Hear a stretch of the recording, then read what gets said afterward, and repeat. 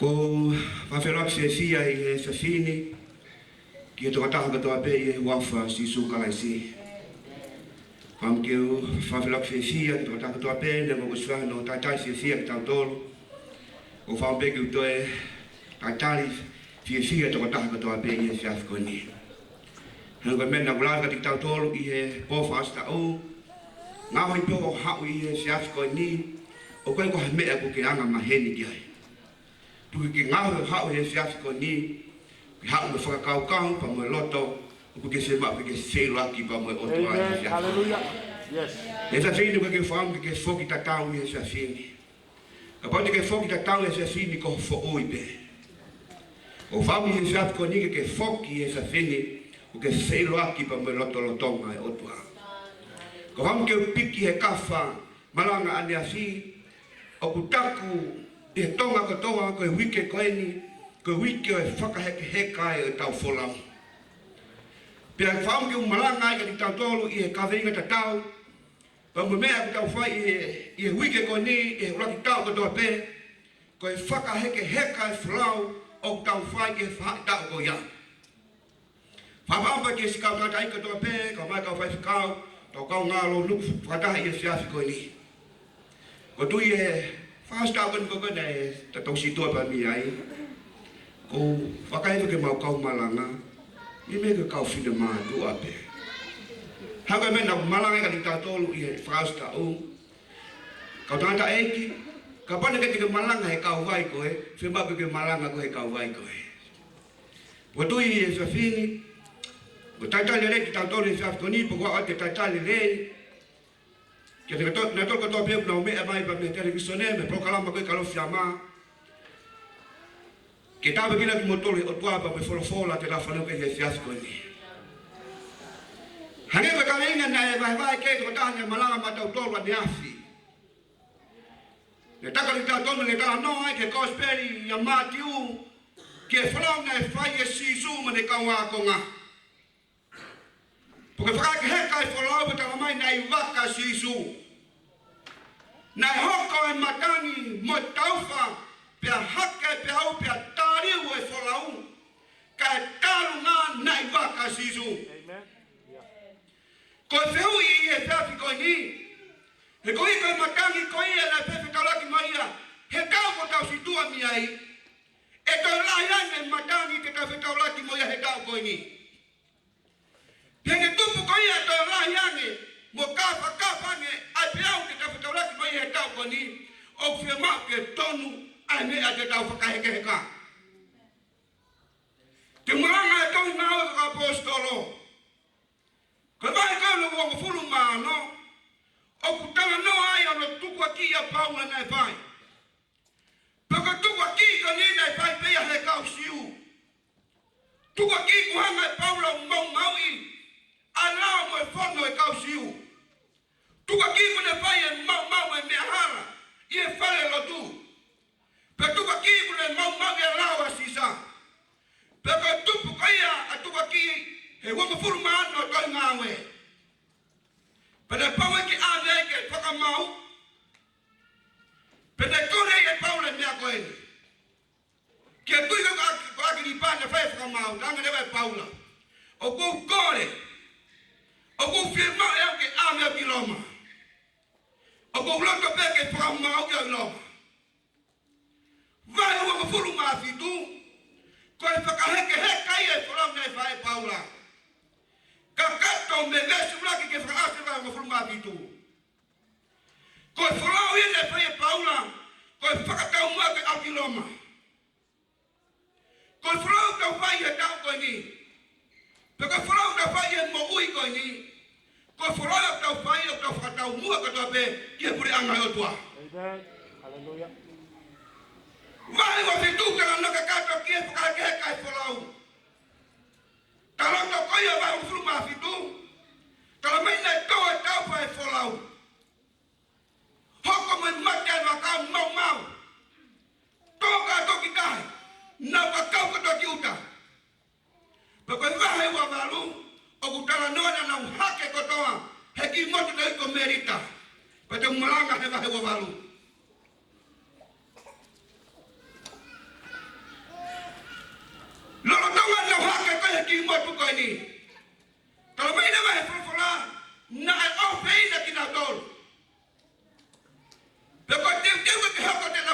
Paloma.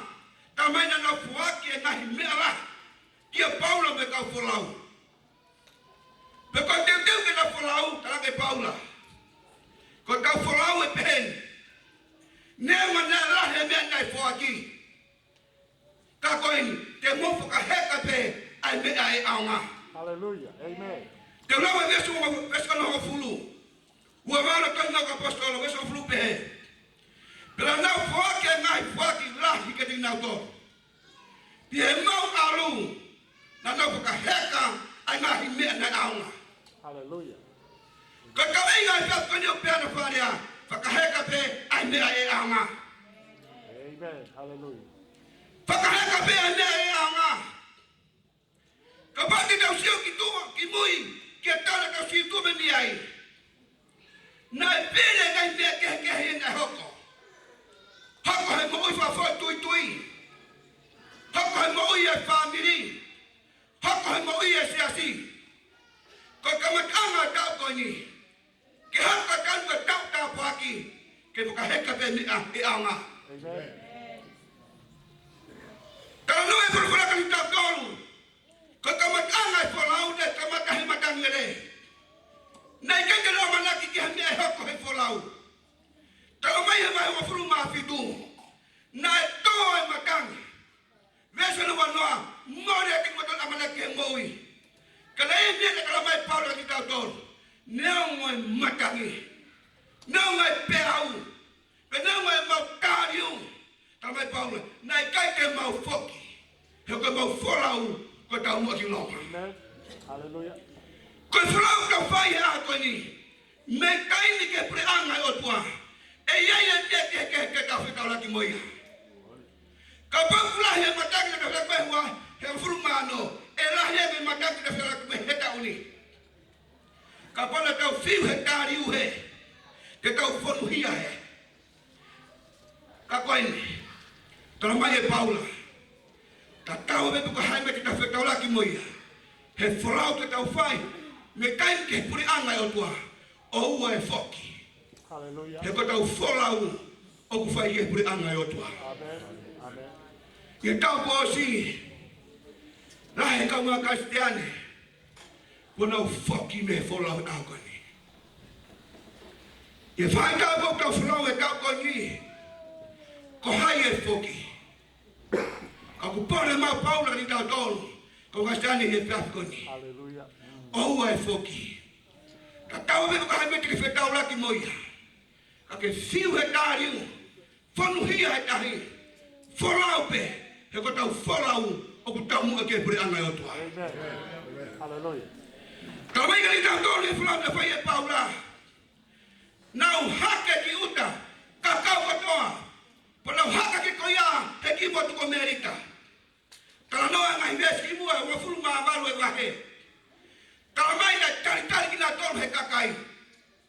Pero ka vesi koia na tolu pehe. Pea ihe ko hako e Paula. Ai mai popo hango. O ne tukuia ki hafi. Na e hau me maa whana. Ai naka whikai o piki hono ni maa. Ko nau tau pe ki uta. Ko e mene whae Paula. Ne ka matalewa ki hoko mai. Ai ngai popo hango. Ke tafu hafi. Ke maa whana ka wholau. Ko e tapu ene hoko. Hallelujah. Kapala tau nofo no ia he tau kosi. Ko e tapu ene hoko. Kapala tiki tau whaia mea he tau kosi. Ko e tapu ene hoko. Kapala tau amio he tau kosi. Ki tau veke he tau ene. Tala mai nei hoko e Paula. E ngai popo hanga. Pia tafu mea e afi. Haku mea i maa whana mea fi. Ko hiko e kau wholau. Kila wā kau e taha. He kai ke tau maa whana ta tolu ai. Ko tau tokolahi ko tau koni. He kai ke tau maa whana ta tolu. We need more people. Yes. Ko lahi ange whewhie. Ko maa lahi ange maa he afi. Ko lahi ange whewhie. Ko lahi ange maa whana he unge afi. O tau whemau hanga ka mena lame ke ana. Ana hina he whasta o. Ko me aia wei o toa he whaitau koni. Ke omi peha lau maari. Hallelujah. Amen. Kana mai Paulo na kuoko rewa. Ngai popo hang ke tafu mai ai. Talamana piki ngata hengi ma Paula. Ko ngata ko ni ko ne piki hengi ma, ko ne hu wa ta blau se kon beta mate. Talamai e sia fa mama ka kai ko hame ha ko ke Paula. Talamana ha ka Paula o tu pe ye ngata ke lo tu afi. Ke ila tangata alba mo o tua. Ke ila pe fine o frau mo o tua. O kuia ima pe o tua. Yes. Amen. O kakao e ka mete ke feta ulaki mo ia. O kuia ima pe o tua. Ke ila sia tangata ke to ton siu. Hange kuri e kina pe. Kaki ama naka ta e ia ima pe alo o tua. Talamana hanga Paula o tu pe ye ngata ke afi. Ko frau ko ka fai e tau ko ni. Ka pike para pare mai a te koe. O te ke tupe i he seasi he para pare mai seasi. O te ke tupe i he whaamiri koe. He toi holo mui he whaamiri koe. Ka waha mea ku piki i he te koe. Whainga taa mamahai para pare mai. Tupe i ke he afi. Hallelujah. He afi rau maare te ne keina kotoa ia. Yes. Hallelujah. Kala mai Paula. Kusi kau fola au whaka awha. Neka ke tupe i ka taha ia. Na wala tupe i a ke afi. Hallelujah. E ahoni. Mo wike whakaheka e whalawe. Wike koe ni. Whakaheka pe mea. E aunga. Amen. Pautaa. Hiri koe ia. O whina ki na tole e wholau. Whaka te wike nau mawai. Hawe ki kakai e mo tupa nau whai e whaki. Laki au pito ki nau tau. Yeah. Whakakau kau atuwe. Pe e hao he waka pe kai. Mahalo pe e hao pe. O ka neka na talanga e Paula. Kau wholau. Si atu ke whukotu una mai e mea whaki e motu. Ka koe ni, te tau whakaheka pia mea e awa. Malo e. Koe uke e wike koe ni. Moi whakaheka e whrau ta whai. I e wike koe ni e kamatanga e whrau ta whai whai tau koe ni. Ke hoko e whamiri, ke hoko e sasi koe tāpaki. Ke whakaheka pia mea e awa. Amen. Ke ilo mea e whako via whine motua koe me whine motua koe tuku ia. Ko mea ke whatupunga e paraparema he seasi tuku moia. Ko mea koe e aunga whakaheka ia. Pautaa. Amen. E ka whine whapuke kai whakaheka. Ngā he mea ngara he tau lawe kai i he whiafi koe ni. Ko tui e whine kau ino katoa pe mea. O kui kai ke aunga he whalau. Tene whatupunga e horoke ngā we. Tene whatupunga e paraparema.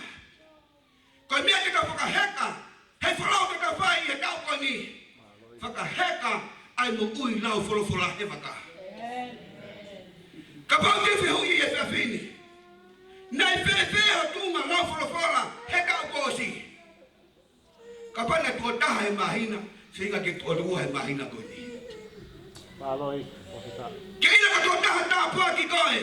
He ngā ua e seasi mo e whamiri a koe ni. Ka pau ke hoko ka toko taha mo ui lau wholowhola koe. O ku lau i piriana e kakai, ko osi ni liu ki na tole e wholowhola. Lau i piriana e kakai, whakawho au he nau moi e wholowhola. Pe ko tua malanga e whiafi koe ni, na iai e aho na whanonga ki e wholowhola, pea ni liu e moi. Amen. Hallelujah. Whewhena e kakai koe ni. Koe kakai koe ni he motu. Nau sio ko tamai, na nau ofeina a Paula mana kau wholau. Mo ilo, e ofeina ta tolo e mamani. He taim te nau sio mai ai, o tau hoko ko tāpua ki ako ni. Amen. Ka pōku tala no, ta tau me tau tala noa, mo tala no ka kakai koe. Te tau fiu ta tolo e whenga, ke ului me kakai, he kai ki nau hau nau tolo. Ko tahi Malanga e whewhine, he tau whakausi taune ne Malanga, he hao koia, ai slen me, pa me spite. Poko te teu ke nau mawa he, pe kone nai whai ko koia ai Mosese. E o tua, ka pau he kai te ke hako ke almo ku mautoa. He kai pete u alwa. Hono uara ka rea Mosese. E o tua, ka pau he kai te ke almo ki mautoa. Pea ku mauta tau ke upe me ka kai o ispite. Ko ilo e Mosese, ko ina nau makehe anga. Kapai ke hau o tua mana loto ngā ke au mana o tolo. O kuna kakau pe me kakai popula, kakau pe mo ispite. Katalanga e Moses, o ko fie ma. Mo ko kakai me kakai isleri. Ke mau hongo ka kakai make. He ko te mau tolo o tua mana loto ngā. Oh, hallelujah. Amen. Kau kasihan ni pihak ini. Ke hau ko to tahu make. Ia flow to fire tau ko ni. Ke ia te koe o tua mono loto ngā ako. Hallelujah. Hono ua ia te ko ni. Whakaheka mo ui lau wholofola. Whakaheka mo ui loto. Amen. Koe loto. Ko o mea ulakia i o mea kotope. O kai ka loto ko mea whakamimu tahaya i o mea kotope. Lah he Kristiane o kufika kiloto e lotu pe fika whakamui. Pe fialau araka e whalau o tau he whainga tāme paparema pa toki hama mana tuya ke sisu. Kilo ka taimi ka koia tau whalawai o ku nafu maa tau amanaki i o tua. Ta tau e puka hai lai taha e mataki ka whetalaki mo ia. He kai siwa tau amanaki he tau whalau pa mo o tua. Amen. Amen. Ia toi ka kasa ni la. Ki mua katoa peke whai e te vita halaka. Nana whe hui o peke o tua. E o tua, te aurato whai e tau tanga tua au ke vita ko tuku kia te koe. Au whai at, e o tua te aurato tanga tua tatari te vita. Nai kai ke whai e te vita ha whai mu, paka whai laka taha, ka pau hi kai whakatame pe mi o tua. Koe o tua ke halanga ua, ko te lotu hake paka te rea ki o tua, mo e rea hi whai o tua ke ni tau toa. O whemau ia ke whai tau ngā ue koe ni. Katau ka whai ha ngā ue, whai ha whai ngui a koe ni, ke te whakapapau i koe mea, ne o mai o tua ke ni tau toa. Hallelujah. Ia kau palo fitata ma nei fola mea Sihova. Kau tangata me kau whiwhine helo he toi tapu, nei fola mea Sihova. Nei avea he lau marie, mea katoa pena nau whai, nei wei pene fola mea toka di nau toa. Ke ila wai, kau lotu tō lahi apito i ahoni, ulau ka whauki peo whai e fui mō, au kui kai koe lea i au tua pa ke whina ngale o tua. Na tarake o tua e tūtū ni koe ni ka Saula. E Saula, ko whimake ke tau i amareki. Pe te ke hanga whaka auha mea kotoa pe. Ko whi aluka Saula ko koe whai koe tau. Si o ta Saula ke kau tangata toka ko amareki. Pe hau ke whakakau kau ka Saula, maharu kusai ke onki na toke ngai pōpula. Pe si o atu koe a Saula ke whakapulu ne sino. Hau ke whakakau Saula, sai ke mai me whakapulu ke whai ke whenau lau ke Sihova. Koe whai mea koe na whai koe Saula, koe whai whakakau ere.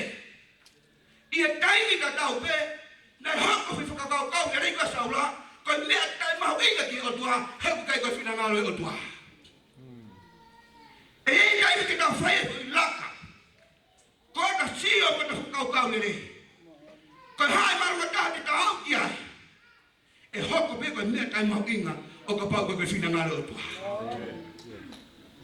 Ia whai tau koe ni, o whemake ka wako, ki ta whakaheka i mea kuanga, whakaheka i mui lotu. Kake malanga, whemake ke lotu. Hallelujah. Ke hao malanga, koe mea ne area o tua kere koe. Saia. Hono tolu e whiawhini. Whakaheka, ai whonu he lau maari e maunoni. Amen. Hallelujah.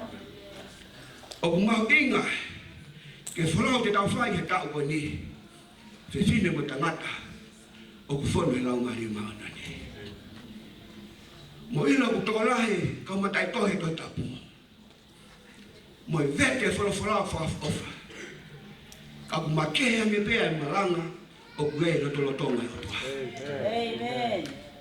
Whonu e mamani he hiwa me kau hiwa le re. Ka ku makehe me pea hiwa, o ku iai e pani mo lotolotonga. Hallelujah. Prophesy. Ta whaame ki tau hoka koe tā paki, i e whai tau ngā ue koe ni. Ki ta whonu he lau maari e manone o tua. Amen. Amen. Le fena tau kosi. Mahalo peka ta amio. Mo fio no uki ki tawa. Hako kumana tu iye fiat koni. Ngai tau ki mwago fa angole pasfikia spoti. Ala ke fonu e taha peka ake mafukolose ki hala whakawakawa. Ala ke peka whakawakawa tokoto ai fupulu falo yai. Pake matu kwa nisi ya peka hande e fraike fupulu ke hui e mafimau ke mafukolose ki kakwae taha. Hawa tamatata peka whakawa hako he tunga. Taha taha kosi whakakawa ko sinedera ia pe ai fupulu falo ko ni whawatapu. Taha pe le vera ia pe ka kei tokoto pe. Mau fe mau ke mau kolosi, mau tu whakakau, hana te whakakau e taha. Hamane ka taha kana ki mai waka, mai moe pepa, whakotu e te ralo kete e pulu pia, ko hia te masia. Ko ne ulo pe kaya fi patawa pe kaya fi malanga fi pulu konga. E fiwa no uki koe, e fiwa no malanga i koe, te kei tokoto pe koe. Karo pe ko paki afi rau mai e te koe, fi ke pulu konga. Mau inga kita whakaheka ai mea ku anga e whalau ki tau whai he tau ane. Whakaheka i moi la whalawhala. Whakaheka i moi lotu. Whakaheka whanu e lau maare manane. Whakasi e whiawhiko ane. Whakaheka mo o whakapapau ki waka. Lahe ka kai kori aki pa mau e whakapapau. Wao mai e pōko ane. Heka moi whapapau. Ike puke a o whakapapau. Koe whalau au tau whai e aha ko ni o tau mea. He ko tau whalau o tau whakatau mua katoa pehe ke pure anga o tua. Au koe whemao ke tu uta pe ke a ke pure anga o tua o whai ke tau whalau puke a o whakapapau. Ke ila ka hata mwishine une puke ne whapapau. Ko pau ia. Ke ato ke ape ko te he otua. Ko wheu i e whiawhiko ni. Hana e tu unga o kuiai o whakapapau ke e ki e ako ni. O koe ke wheu i atu ko halahi o pāngahi o akauni. O koe ke wheu i atu ko hawa tu unga he ngau e anga. O koe ke wheu i atu ko wheu whamiri ko ke hau me ai. Ko ku wheu i o whewhe na e unga kuai o whakapapau. Halleluja. Ki o tua i whiawhikani. Profeta. Ka pai whoki mea si isu e pōni. Ka pai whoki mea si isu e pōni. Te ke kau e au si e api kune tiu peka me. Ka mei koe api koe au hamusi mei e kau toka.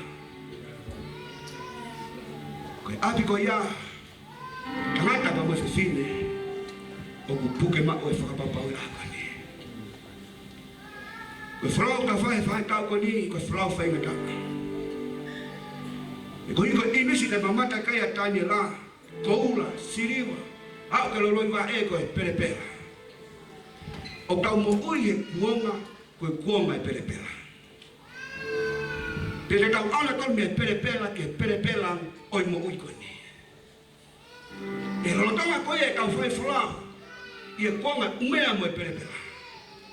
O whema o tangata mo a whiwhine, puke ma o tuku pā. Amen. O e whapapau e kakane. Amen. Ka pau e whoki mea si isu e pāne. Whewhe nai o whapapau. Mahalo pete ke pēr mai tata Malanga. Ko au mahalo mtai pāu. Tata Malanga ko whapapau na ko whapapau ki mua. Ka koe ni ko maunga. Tata Malanga. Ko au ilo tike teke au whakapapau ako. E whene ke whakaheka, ke maka e o ke lotu. Ua whea furu mawhitu. E ke whakaheka ai, e whakatuku ai whakapapau, i o maui, i o whrau me taini, ke i taini te otua. O ofa mea si isu ke whakataha katoa te. O kune iloi, ai mea te ke whetaula ki moi e o furu maano. Pe kune nga iloi, ai mea te ke whetaula ki moi e o furu mawhike. Lahe, whakatoko ua kuna o tuanga e whakapapau. Whakatai ku kei heni e poni ko whamanatu ke le koe. Ke puke ma o whapapau. O whai ke tau lotu. Atua mau sia ke mau whawhetai ake asiona. Asia mai ko ku ngata anai. Ko ngata anai e sias koe. Ula kato tua lau maari o maana ni. Ki hanga ko whakakakato. O whina ngalo. E tangata eiki. Mahasina eiki. Ma toko taha to pegi po koe. Ka ki ma whao ma tu e pon ki ma whok te tau. Ma whao me e pon ki ma whok i e po koe ni. Koe a mea ma whakaheka ki ma mai mohi. Tu mas e mau vete atu ki asiona i poni. Ko iko mau wanga tangatai o tua wai kaime ku mau whateriha me ke mau whiri mai mau mohi. Kau tamai mo whalawhala ku kei turi mui mau ai pēa ofa e asiona. Tua ko roto tua ko iko na toko toa pēa ku nau mea mai tua ke proklama Kalofiama. Wai a tua ku lawe i o whalawhala i e si asko ini. Tu me eki ki una mau mako hasia maari e. Ka rea pe mau whai halaka ki mau whakakakato e sina ngalo e asio nere kumata. Ka pe kina ki matolo e tua e susine. E ko kulo tu e tua ke lang ia pe a asio na mea katoa pe mau whai. E ku tau pe pa mokoe. E wafa Sisu Christ mo wham koe. Amen.